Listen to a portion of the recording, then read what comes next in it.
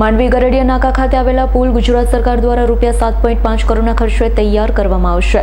માંડવી ગરડિયા નાકા ખાતે આવેલા પુલ ગુજરાત સરકાર દ્વારા રૂપિયા 7.5 કરોડના ખર્ચે તૈયાર કરવામાં આવશે, જેનું ખાતમુહૂર્ત પૂર્વ મંત્રી ધારાસભ્ય કુંવરજીભાઈ હળપતિના હસ્તે તારીખ 14 ફેબ્રુઆરી 2026ના રોજ સવારે 10:30 કલાકે કરવામાં આવશે.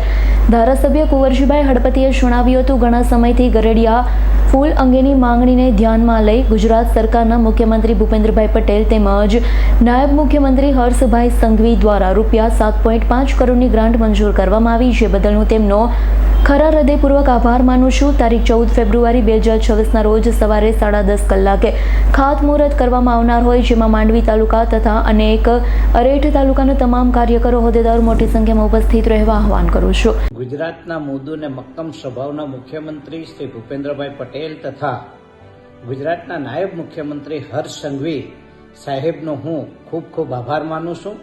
કારણ કે માંડવી નગરના ગરડિયા નાકું જ્યાં વર્ષોથી માગણી હતી, એ માગણી સંતોષાતી ન હતી, પરંતુ ધારાસભ્ય બન્યા પછી મને પણ એમ થયું કે આ નાકા ઉપર આપણે પુલ બનાવવા જોઈએ મોટો, અને તેને કારણે 7.5 કરોડ રૂપિયા માતબર રકમ ફાળવી આપી છે.